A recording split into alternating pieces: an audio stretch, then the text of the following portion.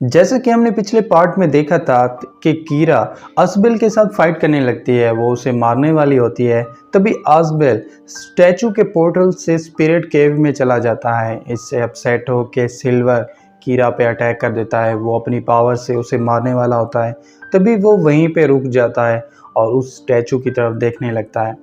अब अज़बेल स्पिरिट केव में पहुंच जाता है। ड्यूक 5 की स्टूडेंट लोटस भी वहां आ जाती है। उसे देख के अज़बेल डर जाता है, जिससे वो पहाड़ी से नीचे गिर जाता है, मगर लोटस अपनी चेन से उसे बचा लेती है। जिसके बाद लोटस रिवील करती है कि ये उसका ब्लड वेपन है, जिसका नाम रिजरेक्शन चेन है। क्योंकि लोटस की तरह अज़बेल भी ड्यूक का स्टूडेंट है, इसलिए लोटस उसे ब्लड वेपन ढूंढने में हेल्प करने लगती है। तभी कीरा वहां आ जाती है और अज़बेल की हेल्प करने लगती है।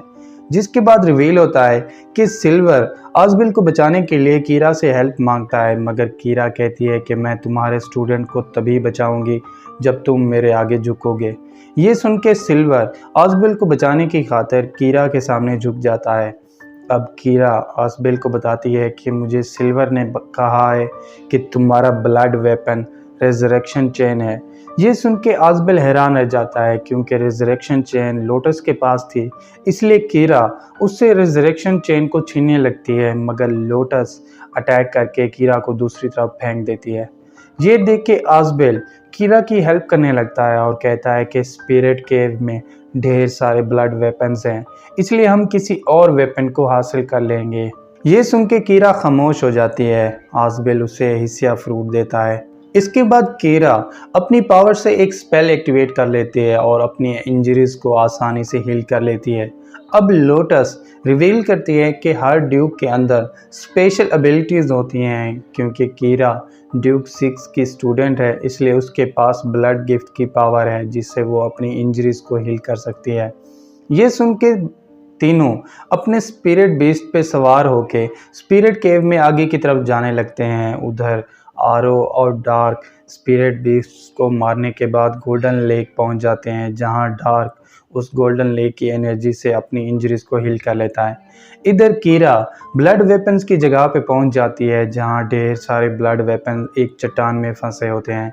ये देख के कीरा उनमें से एक ब्लड वेपन को बाहर निकालने लगती है, मगर वो उस चट्टान में फंसा हुआ था, इसलिए उससे दिक्कत होने लगती है। जिस पे कीरा अपनी पावर से उस चट्टान पे पंच मार देती है, जिससे वो ब्लड वेपन बाहर आ जाता है, मगर कीरा उस चट्टान से नीचे गिर जाती है। ये देख के अज़बेल अपने आइस लाइन की पावर से उसे बचा लेता है। क्योंकि कीरा का ब्लड वेपन एक आइस एरो था, इसलिए कीरा अपने इस न्यू वेपन को टेस्ट करने लगती है और उससे नीचे की तरफ कुछ एरोज शूट कर देती है, जिससे उन्हें नीचे से अजीब सी आवाज़ें सुनाई देने लगती हैं। उन आवाज़ों को इग्नोर करके अज़बेल अपने ब्लड वेपन को हासिल करने की कोशिश करने लगता है, मगर वो उस चट्टान से नीचे की तरफ गिर जाता है और एक सोर्ड में अटक जाता है। ये देख के लोटस और कीरा उसकी हेल्प करने लगती हैं। तभी एक जायंट ऑक्टोपस का टेंटिकल उसे नीचे की तरफ खींचने लगता है। कीरा अपने एरोस से उसकी हेल्प करने लगती है, मगर वो ऑक्टोपस उल्टा उस पर अटैक कर देता है, जिससे कीरा काफ़ी हर्ट हो जाती है। ये देख के लोटस अज़बेल की हेल्प करने लगती है। वो अपनी चेन से उसे अपनी तरफ खींचने लगती है, मगर वो टेंटिकल उसे अपनी पकड़ से आज़ाद नहीं करता, जिस पे आइस लायन अपने पंजों से उस पर अटैक करने लगता है। वो उसे हर्ट करने की कोशिश करने लगता है, मगर उस टेंटिकल का ब्लड उसके ऊपर लग जाता है, जिससे वो काफ़ी हर्ट हो जाता है और नीचे की तरफ गिर जाता है।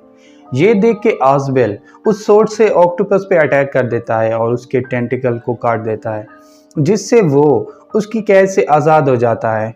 क्योंकि वो सब ऑक्टोपस की पकड़ से आज़ाद हो गए थे, इसलिए ये देख के वो सब खुश होने लगते हैं। तभी वो जायंट ऑक्टोपस फिर से अपने टेंटिकल से लोटस के स्पिरिट बीस्ट को पकड़ लेता है और उन सबको नीचे की तरफ खींचने लगता है।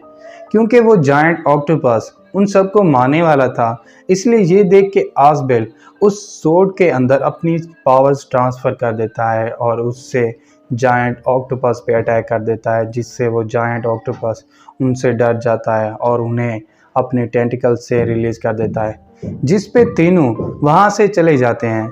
इसके बाद तीनों स्पिरिट केव से बाहर निकलने के गेट्स पे पहुँच जाते हैं। लोटस गेट 1 में से जाने लगती है, मगर कीरा उसे रोक लेती है और कहती है कि किसी ने गेट्स को स्विच कर दिया है और गेट 2 ही बाहर जाने का सही रास्ता है। ये सुन के लोटस कीरा को गर्दन से पकड़ लेती है और कहती है कि अगर हम गलत गेट में गए तो वहीं पे मारे जाएंगे। क्योंकि कीरा उसके अटैक से डर गई थी, इसलिए लोटस को रियलाइज़ हो जाता है कि वो सच कह रही है।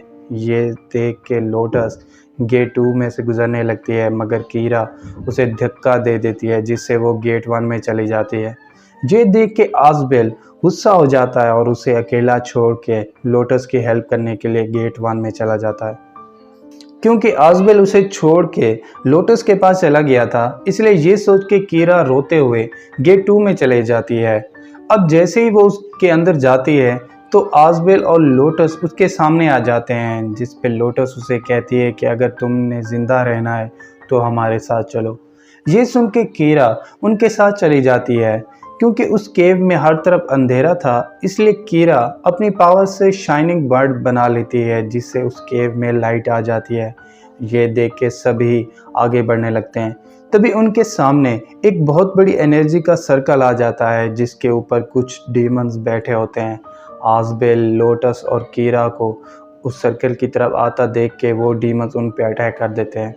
ये देख के आज़बेल और लोटस उनके साथ फाइट करने लगते हैं। तभी कुछ डीमंस पीछे से कीरा पे अटैक कर देते हैं जिससे वो काफ़ी हर्ट हो जाती है, मगर आज़बेल अपनी पावर से उन पे अटैक कर देता है और कीरा को उन डीमन से बचा लेता है, जिस पे तीनों मिल के उन डीमंस के साथ फाइट करने लगते हैं और पार्ट 3 यहीं पे एंड हो जाता है। तो दोस्तों, अगर आपको पार्ट 3 की एक्सप्लेनेशन अच्छी लगी हो तो चैनल को सब्सक्राइब और वीडियो को लाइक ज़रूर कीजिएगा। और अगर आप चाहते हैं कि मैं आगे के एपिसोड्स को भी एक्सप्लेन करूं तो कमेंट करके ज़रूर बताइएगा। Thank you.